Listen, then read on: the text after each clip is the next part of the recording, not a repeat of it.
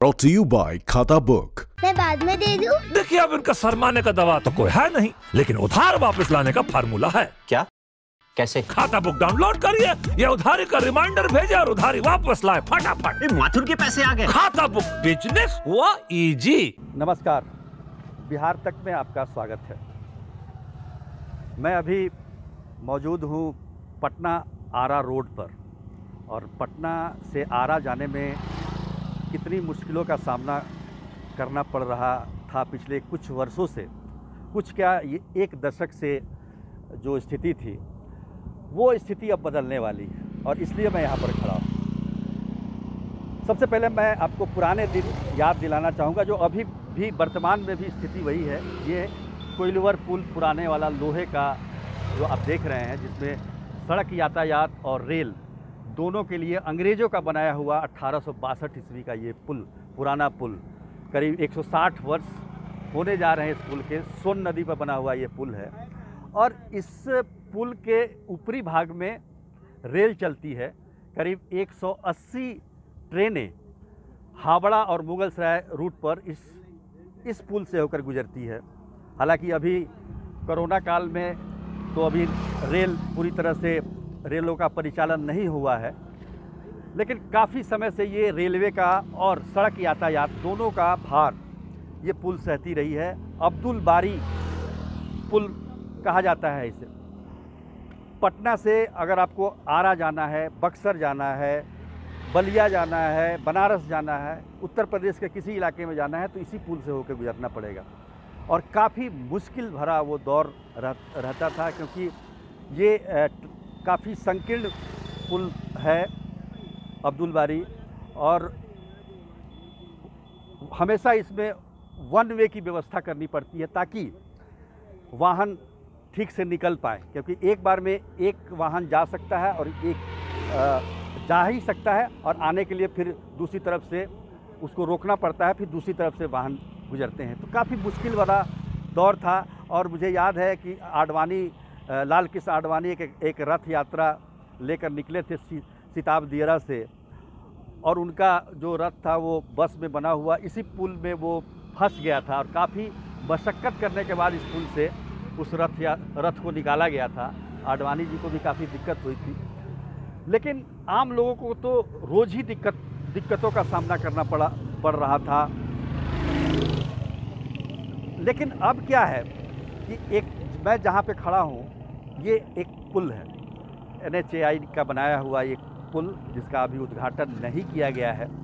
काफ़ी समय से ये मांग हो रही थी, क्योंकि पटना से आरा जाने में कितना वक्त लगेगा कोई कह नहीं सकता था। वो 2 घंटे भी लग सकते थे या 8 घंटे भी लोगों ने लगाए इस पुल को लेकर। तो कुल मिलाकर देखा जाए तो एक नया पुल जो बनकर तैयार है बिल्कुल।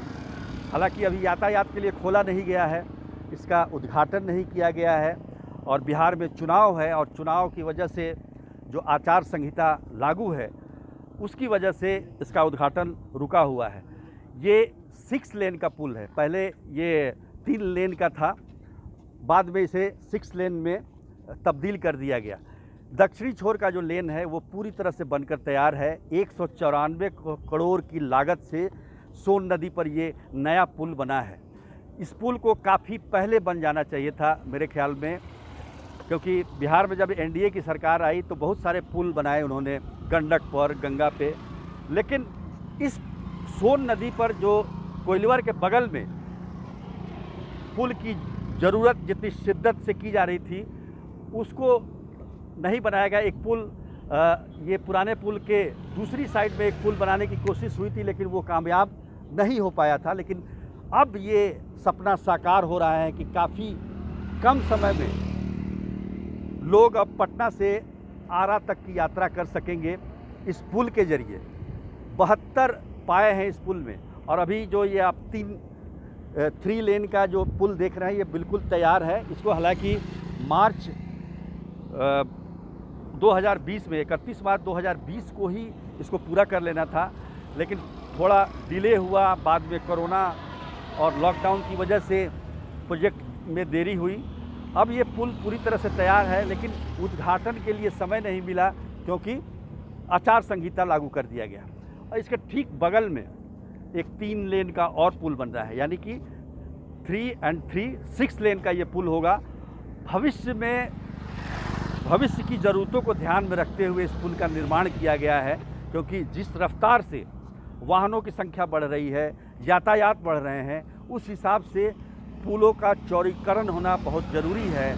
और इसी को देखते हुए, हालांकि जो पटना और भोजपुर के बीच या बक्सर के बीच जो सड़क है वो 4 लेन है, लेकिन इस पुल को 6 लेन बनाया गया है, जो कि भविष्य के को लेकर है। और मुझे लगता है कि ये काफ़ी अच्छी सोच है। खुशी है इस बात की कि चुनाव के बाद किसी भी दिन इसका उद्घाटन किया जाएगा, क्योंकि NHAI ने बनाया है इस पुल को। तो निश्चित तौर पर एक बहुत बड़ा तोहफ़ा, ख़ास तौर पर जो भोजपुर के लोग हैं जिनको पटना आने में दिक्कत होती थी, चाहे पटना के लोगों को जो बाहर जाने में, बनारस या दिल्ली जाने में दिक्कत होती थी, वो उन समस्याओं का निदान होगा और काफ़ी हद तक लोग जो है अपनी यात्रा सुगमता के साथ कर सकेंगे। ये मुझे आपको दिखाना था, क्योंकि एक अच्छी खबर है और बिहार के विकास से जुड़ी हुई खबर है। तो निश्चित रूप से आपको ये खबर पसंद आएगी। आज के लिए बस इतना ही, तब तक के लिए धन्यवाद।